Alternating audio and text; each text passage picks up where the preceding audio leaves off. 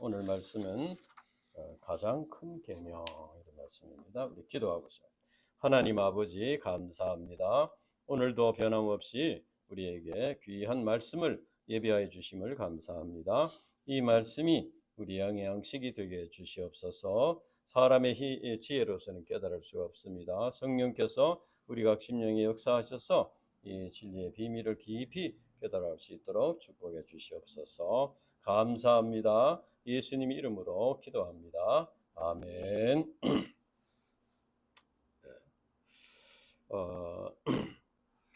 이제 건물을 지을 때도 기초가 튼튼해야지 이제 건물이 오랫동안 잘 유지가 될 수 있습니다.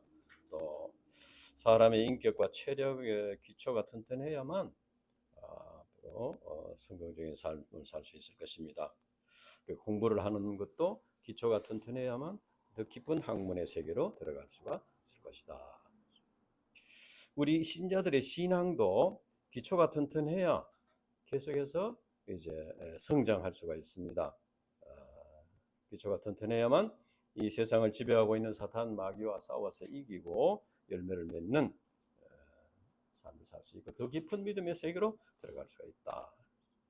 오늘 말씀은 우리 신자들의 그 신앙의 기초가 무엇인가 이것을 가르쳐 줍니다.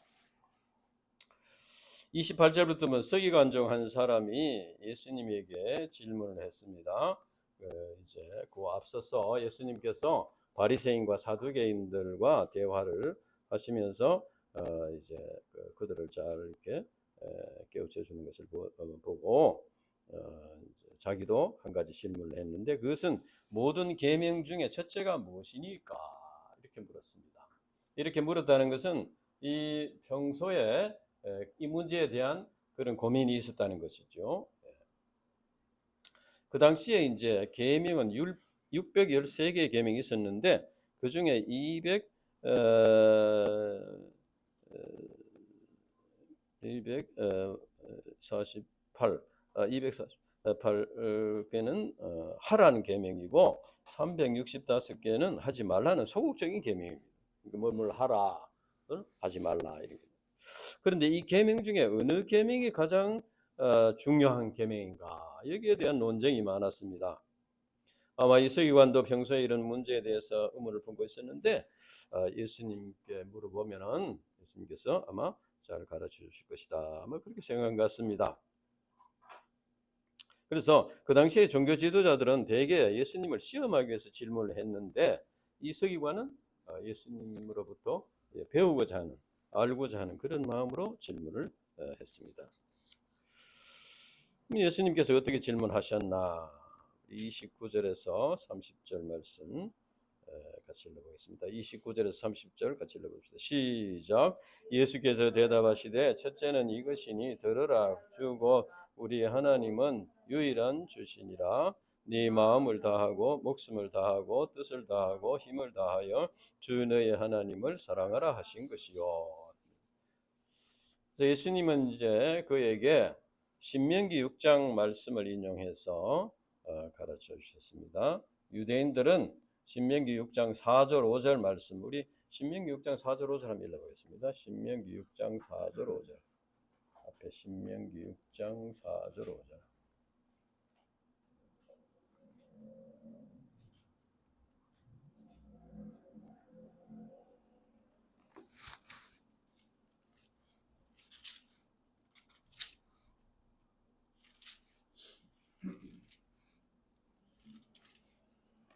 같이 읽어보겠습니다. 시작.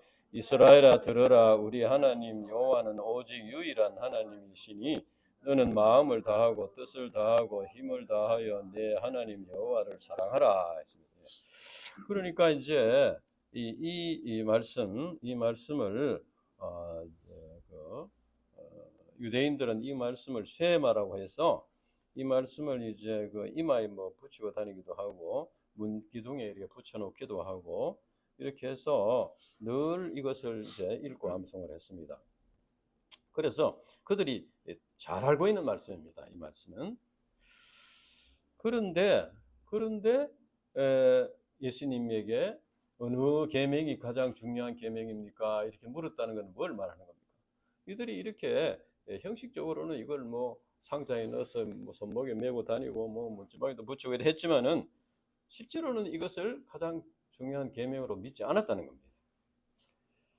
여기서 유일한 주시라 하는 것은 하나님 한 분, 신은 하나님 한 분밖에 없다는 겁니다. 그리고 주, 로드라는 주권자, 주인이라는 겁니다. 이 세상의 주권자는 하나님 한 분밖에 없다. 참 신은 하나님 한 분밖에 없다는 것이요. 이것이 기독교 신앙의 근본입니다. 그리고 예수님은 모든 계명 중에 첫째가 하나님을 사랑하는 것이라고 했습니다. 하나님께서 모세를 통해서 10계명을 주셨는데 첫째는 나 외에 다른 신을 네게 두지 말지라 했고, 둘째는 우상을 만들지 말고 절하지 말고 섬기지 말라. 또 셋째는 하나님 여호와 이름을 망령되이 부르지 말라. 넷째는 안식일을 거룩히 지키라. 이것은 이제 하나님에 대한 계명인데 이것을 하나로 종합해서 요약을 하면은 하나님을 사랑하라 하는 것입니다. 그러면 하나님을 사랑하는 것은 구체적으로 어떤 것입니까? 사랑한다는 것은 그러니까 사람을 이렇게 사랑한다 하는 것은 어떤 걸 말할까요? 네. 그래서 이제 백과사전에 보면은 이런 이제 해석이 있습니다. 사랑은 인간 정신 생활의 기본적인 감정으로 어떤 주체가 특정한 대상에 대하여 품는 전체적인 혹은 부분적인 합일의 요구이다. 합일의 요구이다. 그러니까 하나가 되기.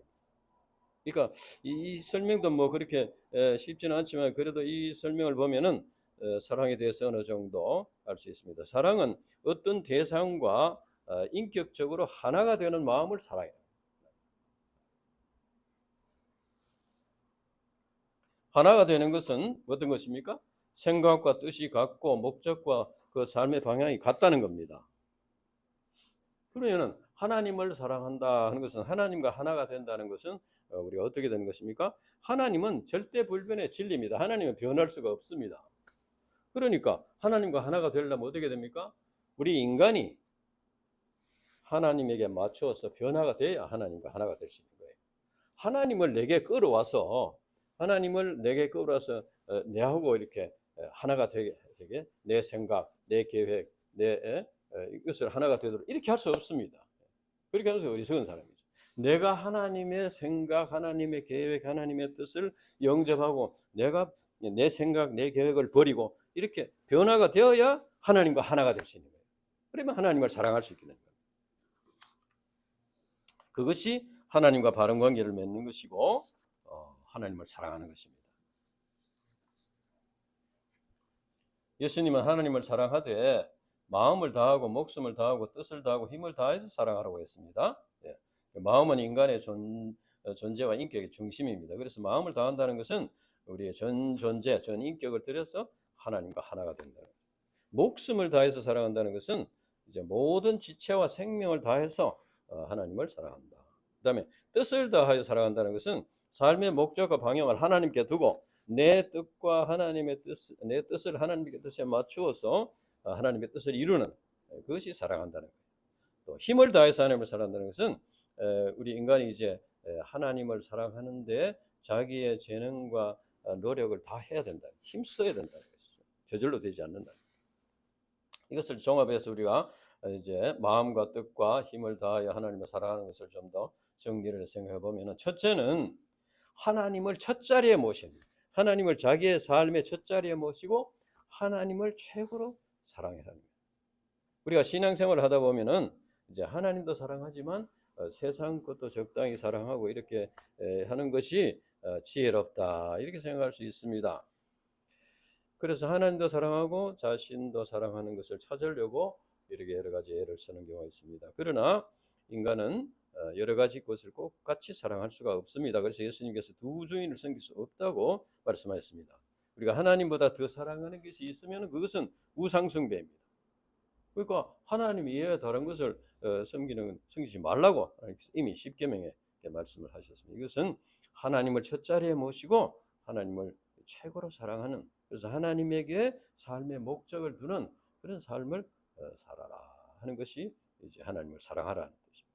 둘째는 하나님을 사랑하기 위해서는 그만큼 힘을 써야 한다는 것입니다. 네, 우리 이기적이고 죄악된 본성을 가진 우리 인간이 하나님을 첫자리에 모시고 하나님에게 삶의 목적을 두고 하나님을 최고로 사랑하는 것은 이것은 저절로 이렇게 쉽게 되지 않습니다. 즉 우리가 하나님을 첫자리에 모시고 하나님을 최고로 사랑하려면은 마음을 다하고 목숨을 다하고 힘을 다하고 이런 노력과 투쟁이 있어야 한다는 겁니다. 우리가 잘 아는 대로 하나님께서 아브라함에게 이삭을 번제로 바치라 이렇게 명했습니다. 하나님께서 축복으로 주신 이삭을 이제 번제로 바치라. 이것은 하나님을 사랑하느냐 또 이삭을 사랑하느냐, 축복으로 주신 것을 더 사랑하느냐, 그것을 이제 시험하신 것입니다. 하나님께서 아브라함에게 이삭을 죽여서 불로 태워서 바치라고 명하신 것은 하나님을 가장 사랑하는데 그만큼 많은 투쟁이 필요하다는 것을 가르쳐줍니다. 우리가 하나님보다 더 사랑하기 쉬운 것이 있다면은 그것을 칼로 죽이고 불로 태우는 것과 같은 그런 투쟁을 통해서 버려야만이 하나님을 더 사랑할 수가 있다. 그래서 하나님을 더 이제 사랑하는 것이 그만큼 많은 참 투쟁이 필요하다. 예수님은 죄악된 본성이 없기 때문에 하나님을 사랑하는 것이 뭐 자연스럽게 될 수 있고, 예수님도 많은 기도로 투쟁을 하셨지만 우리 인간은 그렇게 되지 않는다. 그래서 많은 그런 투쟁이 필요하다. 그러면 하나님께서 우리에게 하나님을 최고로 사랑하라고 명하신 근본 목적이 무엇인가?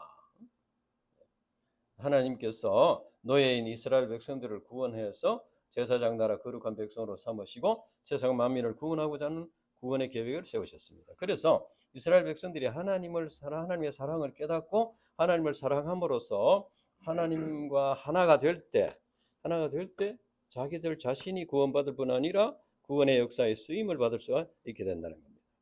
우리 인간이 하나님의 택함을 받고 구원받고 구원의 역사에 쓰임 받는 것만큼 큰 축복은 없을 것입니다. 하나님께서는 구원의 역사를 위해서 이스라엘을 택하셨듯이 오늘날 우리 신자들을 새 이스라엘로 택하시고 부르셨습니다. 우리가 하나님의 부르심을 영접하고 구원의 역사에 쓰임받는 자가 될 때 하나님께서 함께 하시고 또 우리에게 필요한 것을 채워주시고 하나님 나라를 보장해 주신다고 했습니다. 하나님께서 우리에게 하나님을 사랑하라고 하신 것은 우리의 것을 빼앗아가기 위함이 아닙니다. 우리를 위해서, 우리로 하여금 하나님의 축복을 받는 삶을 살도록 하기 위해서 하나님을 사랑하라.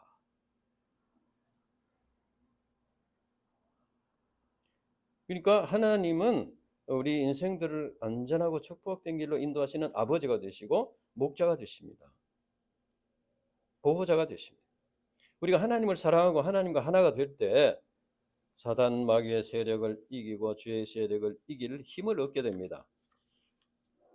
그래서 우리가 하나님과 바른 관계를 맺고 하나님과 하나가 될 때 이 세상에서 승리의 삶을 살 수가 있게 된다. 가장 안전하고 복된 삶을 살게 된다. 여기에 참된 평안과 행복이 있다는 것입니다. 그래서 하나님을 사랑하는 것은 하나님을 사랑하는 것이 진정으로 우리 자신을 사랑하는 것입니다. 하나님께서는 그것을 이제 우리가 하나님을 사랑하는 것이 진정으로 우리를 사랑하는 것이에요. 우리가 가장 복되고 안전한 삶을 살 때 하나님을 사랑할 때 하나님께서 우리를 복된 삶으로 이끌어 주신다는 겁니다. 우선 보기에는 좀 희생을 해야 되고 또 투쟁을 해야 되니까 아픔도 있고, 그것은 우리가 죄악된 본성을 가지고 있는 그런 인간이기 때문에 그런 것이고, 그것을 이제 잘 극복하고 이겨서 하나님을 사랑하는 자가 될 때 참된 축복을 누리는 삶을 살게 된다. 그 다음에 이제 예수님은 두 번째 계명의 말씀입니다. 31절 같이 봅시다. 31절 시작. 둘째는 이것이니 네 이웃을 네 자신과 같이 사랑하라 하신 것이라 이보다 더 큰 계명이 없느니라. 예수님은 하나님을 사랑하는 계명에 이어서 둘째 계명으로 이웃을 네 자신과 같이 사랑하라고 했습니다. 우리 인간은 본능적으로 자기를 사랑합니다. 무엇이 진정으로 자기를 위한 것인지도 모르면서 자기 자신에게 애착을 갖습니다. 예수님은 이러한 인간의 본성과 연약함을 잘 이해하시고 그래서 자기를 사랑하는 것처럼 자기를 사랑하는 것만큼 이웃을 사랑하라. 물론 이제 우리 자신보다 이웃을 더 사랑하는 것이 더 이렇게 좋겠지만은 자기를 사랑하는 만큼이라도 이웃을 사랑하라. 그래서 10계명 중에 다섯째 계명부터 보면은 다섯째는 이 부모를 공경하라. 여섯째는 살인하지 말라. 일곱째는 간음하지 말라. 여섯째는 도둑질하지 말라. 아홉째는 네 이웃의 거짓말하지 말라. 열째는 네 이웃의 집을 탐내지 말라. 그래서 다섯 번째부터 열째까지는 이제 사람을 사랑하라는 계명인데, 근데 여기서는 하나님께서 뭐뭐 하지 말라 이렇게 소극적인 계명을 주셨습니다. 그러나 예수님은 적극적으로 이제 사랑하라고 명했습니다. 요한복음 13장 34절에 35절에 보면 새 계명을 너희에게 주노니 서로 사랑하라. 내가 너희를 사랑한 것 같이 너희도 서로 사랑하라. 너희가 서로 사랑하면 이로써 모든 사람이 너희가 내 제자인 줄 알리라 했습니다. 사도 바울이 이제 로마 교인들에게 보낸 로마서 13장 8절에 10절에 보면은 피차 사랑의 빛 외에는 아무에게든지 아무 빚도 지지 말라. 남을 사랑하는 자는 율법을 다 이루었느니라. 간음하지 말라, 살인하지 말라, 도둑질하지 말라, 탐내지 말라 한 것과 그 외에 다른 계명이 있을지라도 네 이웃을 네 자신과 같이 사랑하라 하신 그 말씀 가운데 들었느니라. 그리고 10절에 보면 사람이 이웃에게 악을 행하지 아니하나니 그러므로 사랑은 율법의 완성이니라 했습니다. 여기서 이웃에게 악을 행하지 않는다는 것은 이웃에게 피해를 주지 않고 부담을 주지 않는다는 겁니다. 그래서 네 이웃을 네 자신과 같이 사랑하는 것은 이제 자기 자신이 어떤 피해를 입고 부담을 느끼는 것을 싫어하듯이 남에게 부담이나 피해를 주지 말라는 겁니다. 그리고 자기가 좋아하는 것을 이웃에게 해주고 자기가 싫어하는 것을 남에게 하지 않는 그것이 사랑이다. 그래서 예수님께서는 마태복음 7장 12절에 보면 무엇인지 남에게 대접을 받고자 하는 대로 너희도 남을 대접하라 이렇게 말씀하십니다. 예수님은 하나님을 사랑하고 이웃을 사랑하는 계명의 말씀을 주신 후에 이보다 더 큰 계명이 없다고 말씀합니다. 이것은 율법의 완성이라는 것이죠. 그래서 우리 인간이 마음과 목숨과 뜻과 힘을 다하여 하나님을 사랑하고 이웃을 자기 몸과 같이 사랑할 때 모든 율법을 이루게 된다는 것입니다. 그래서 이것이 가장 큰 계명이고 우리 기독교 신앙의 기초가 되는 것이다. 그래서 이 서기관은 예수님 말씀을 듣고 자기 신앙을 이제 고백했습니다. 옳소이다. 선생님이여 옳소이다. 하나님은 한 분이시요 그 외에 다른 이가 없다 하신 말씀이 참이니이다. 또 마음을 다하고 지혜를 다하고 힘을 다하여 하나님을 사랑하는 것과 이웃을 자기 자신과 같이 사랑하는 것이 전체로 드리는 모든 번제물과 기타 제물보다 나으니이다. 여기서 이제 번제물과 기타 제물보다 낫다 이렇게 말한 것은 그 당시에 제사를 드리고 제물을 드리는 이것이 가장 중요한 계명이다 이런 해석이 우세했다는 거예요. 그러다 보니까 이제 형식적으로 제사를 드리고 예배를 드리고 하는 그것을 이제 그런 형식에 빠지게 쉬웠다는 거예요. 그런데 이 서기관은 그것보다도 하나님을 사랑하고 이웃을 사랑하는 것이 더 큰 계명이다 하는 것을 깨달았다는 거예요.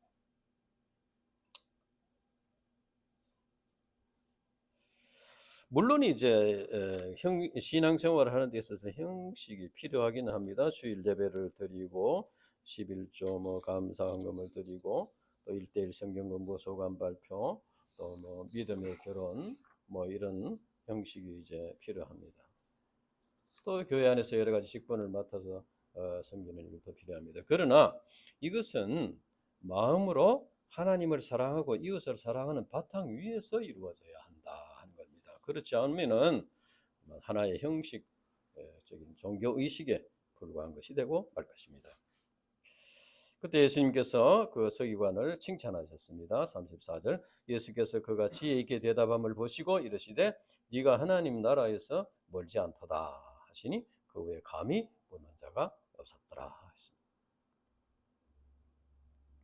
예수님께서는 십자가의 공로를 믿음으로 구원받고 영생을 얻은 자들은 하나님과 바른 관계성을 맺고 이제 하나님을 사랑하고 이웃을 사랑하는 삶을 통해서 신앙의 열매를 맺게 된다. 그러면 하나님 나라에 들어가게 된다 하는 것입니다.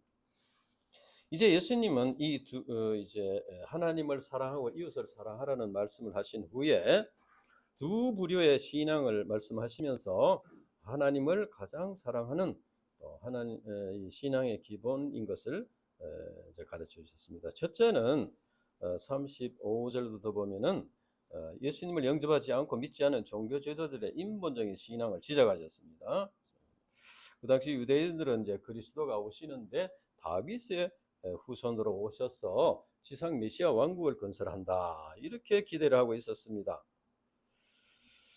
그런데 이제 그 말씀에 보면은 이제 그 36절에 보면은 다윗이 이렇게 말했는데 다윗이 주께서 내 주께 이르시되 내가 네 원수를 네 발 아래 둘 때까지 내 우편에 있으라 하셨다 하였느니라. 그래서 주께서 첫째 주께는 하나님께서 내 주라는 것은 예수님을 말하는 거죠.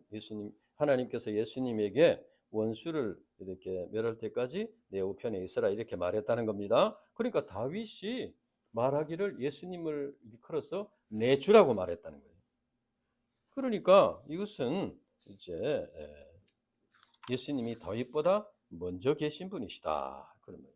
그러니까 이스라엘 백성들이 존경하는 다윗이 예수님을 향해서 내 주라고 그랬다. 그러니까 너희들도 예수님을 로드 주님으로 믿고 영접하는 것이 합당하다 이렇게 가르쳐 주신 것입니다. 그러나 그들은 이 성경을 지금 잘못 이해하고 있다는 그리고 혈통적으로 다윗의 후손이라고 믿고 있었다는 거예요. 이것을 지적해 주셨습니다. 그러니까 이렇게 된 것은 결국 하나님을 사랑하고 이웃을 사랑하는 이 큰 계명을 깨닫지 못했다는 거예요. 하나님과 하나가 되지 못했다는 거예요. 그래서 이제 그들의 그 죄는 38절에서 40절까지 보면은 이제 긴 옷을 입고 다니고 인정받고 사람들에게 인정을 받고 대접받고자 했다는 것이죠. 또 시장에서 문안을 받고 또 회당에서 높은 자리에 앉고 윗자리에 앉기를 원하고 그런데 그들을 삼가라고 했습니다. 그들은 또 과부의 가산을 삼키고 외식으로 길게 기도하고 또 이제 그 받는 그러니까 나중에 그것이 심판을 받게 된다. 그래서 예수님은 서기관들의 잘못된 그 신앙을 이렇게 지적하신 것은 앞서서 그 한 서기관이 굉장히 칭찬을 받았잖아요. 그러니까 그것은 특별한 경우이고 대부분의 서기관들은 그렇지 않다는 것을 예수님께서 한 번 더 지적해 주신 거죠. 그러면 제자들이 또 오해를 할 수 있는 거죠. 그 서기관이 그 칭찬을 받으니까 서기관들의 신앙이 올바르게 이렇게 하는 거 이렇게 생각할 수 있다는 것이죠. 그래서 이제 일반적인 서기관들의 그 잘못된 신앙을 지적해 주셨습니다.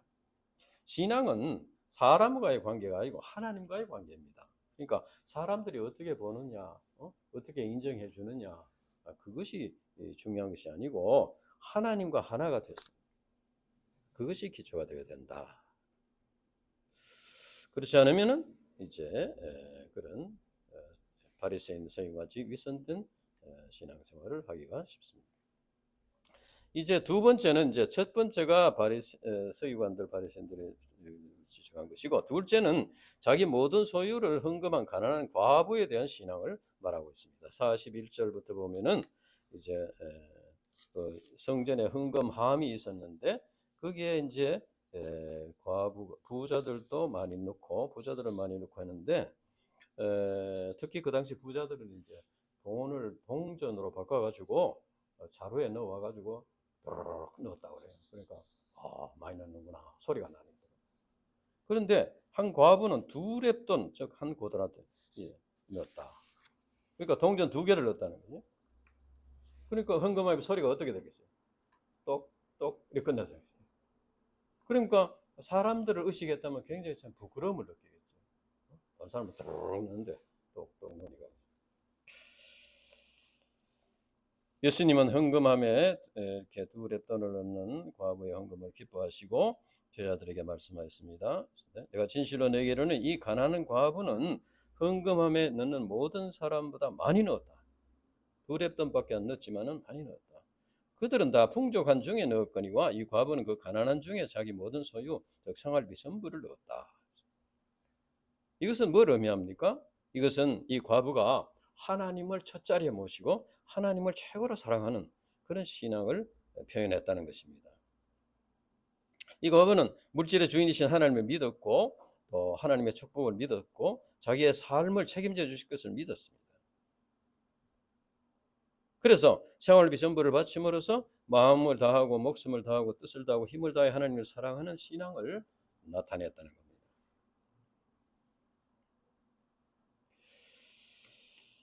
이 두 가지 예를 통해서 이제 하나님을 사랑하는 것이 어떠한 것인가 하는 것을 예수님께서 이제 가르쳐 주셨습니다. 오늘 이 말씀에 보면은 예수님께서 마음을 다하고 목숨을 다하고 뜻을 다하고 힘을 다하여 주 너희 하나님을 사랑하라고 하셨고, 그다음에 네 이웃을 네 자신과 같이 사랑하라 이렇게 말씀하셨습니다. 이것이 큰 계명이라고 가장 큰 계명이다 이렇게 말씀하셨습니다. 예, 세상에서도 이제 그 헌법이라는 것이 있고, 그래서 법률이 다 헌법의 그 기본 정신에 입각해서 해석이 되고 이렇게 이제 되지 않습니까? 마찬가지로 하나님의 계명도 가장 큰 계명, 즉 하나님을 사랑하고 이웃을 사랑하라 하는 이 계명의 근본 정신의 바탕 위에서 받아들이고 순종하고 이렇게 해석이 돼야 된다. 그래서 이제 하나님을 사랑하라 하는 이것은 이제 내면적인 하나의 신앙적 차원의 문제입니다. 하나님을 사랑하는 것은 우리가 그냥 내면적으로 하나님을 가장 첫 자리에 두고 사랑하는 것이고, 그 다음에 이웃을 사랑하는 것은 실천적인 차원입니다. 그러니까 이웃을 내 몸같이 사랑함으로써 하나님을 사랑하라, 하나님을 사랑한다는 신앙을 나타낸다는 겁니다.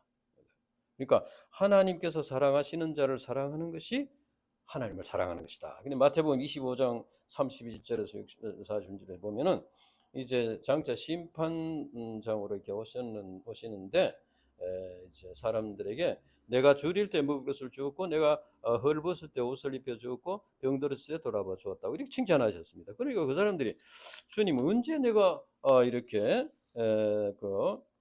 줄인 사람 내가 줄일 때 그러니까 주님이 내가 언제 주님이 줄일 때 먹였고 주님이 헐벗을 때 입혀주었고 병들었을 때 돌봐주었습니까? 이렇게 하니까 그때 임금이 말하기를 너희가 여기에 내 형제 중에 지극히 작은 자 하나에게 한 것이 곧 내게 한 것이다.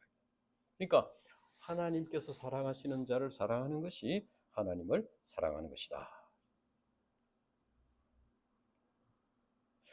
이 세상에 두신 하나님의 가장 크신 뜻은 우리 인간들을 구원하는 것입니다. 그리고 만유가 회복되는 것입니다. 그래서 로마서 8장에 보면은 피조물까지도 하나님의 아들들이 나타나기를 고대한다고 했습니다. 그러니까 하나님께서는 우리 인간들을 구원하기 위해서 독생자 예수님을 십자가의 희생제물로 내어주셨습니다. 이것이 우리 인간들을 향한 하나님의 최고의 사랑입니다. 우리가 하나님께서 사랑하시는 사람, 하나님께서 구원하기를 원하시고 원하시는 사람을 사랑하는 것이 하나님을 사랑하는 것이고, 그들을 사랑하는 것은 뭡니까? 그들에게 복음 진리를 전해서 하나님께서 그들을 구원하시고자 하시는 뜻을 이루는 것이 그것이 하나님을 사랑하는 것이다. 우리가 캠퍼스 양들을 섬기는 것도 하나님께서 그들을 구원하기를 원하시니까 우리가 그것을 감당하는 것이죠. 물론 이제 우리가 하나님을 사랑하는 신앙을 가지고 실제 생활에서 형제를 사랑하는 실천을 하는 데는 희생이 따릅니다. 그 당시 예수님의 제자들은 처음에는 메시아 왕국에 대한 소망을 가지고 있었습니다. 그래서 누가 크냐 하고 서로 다투고 이렇게 했습니다. 그러나 그들이 이제 예수님을 깊이 영접하고 예수님의 십자가와 부활을 체험하고 난 후에는 이제는 하나님을 사랑하고 이웃을 사랑하는 이 기본적인 신앙을 갖게 되었습니다. 그 전에는 기초가 좀 희미했기 때문에 예수님이 십자가 못 박히실 때 다 도망가 버렸습니다. 제자들이. 그런데 그 다음에 이제 신앙의 기초, 하나님을 예수님의 십자가 복음을 깊이 영접하고 하나님을 사랑하고 형제를 사랑하는 이 신앙을 끝까지 되었을 때 다 순교를 하면서까지 이렇게 믿음을 지키고 열매를 맺는 사도행전의 놀라운 역사를 이루게 되었다 하는 것입니다.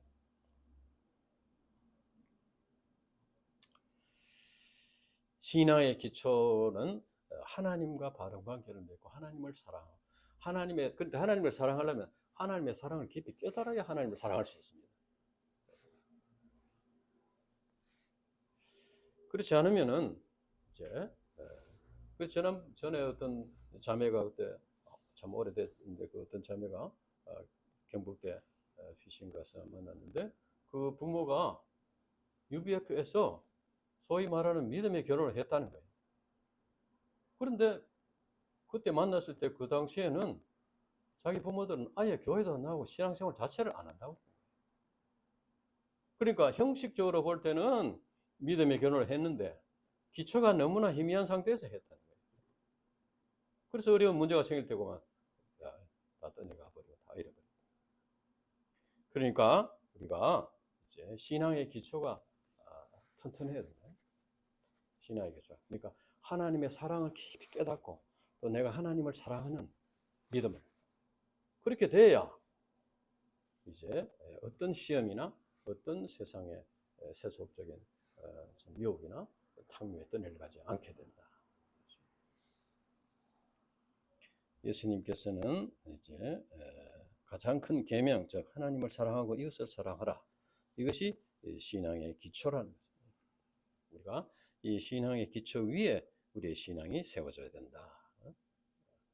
그러니까 이제 얼마 전에도 우리가 옛날에 같이 하던 우리 통역자들 만나서 뭐 장로님, 목사님 뭐 이렇게 하는데 사실은 장로도 천차만별이고 우리로 말하면 우리 UBF 안에 있어도 학사 목자 이제 스텝 목자 선교사 있지만 똑같지 않습니다. 천차만별이에요.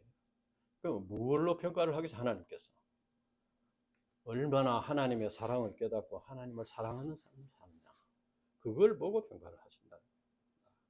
그래서 우리가 이제는 하나님의 사랑을 우리가 깊이 깨닫고 영접하는 것이 중요하고 그렇게 할 때 하나님을 사랑하고 이웃을 사랑할 수가 있다. 우리가 하나님의 사랑을 깊이 영접하고 하나님의 사랑을 실천하는 그것이 될 때 어떤 사탄 마귀의 시험도 이기고 열매 맺는 삶을 살 수 있다. 그리고 어떤 참 환경과 조건 속에서도 참된 행복을 누리며 승리의 삶을 살 수가 있다. 기도하고 마치겠습니다. 하나님 아버지 감사합니다.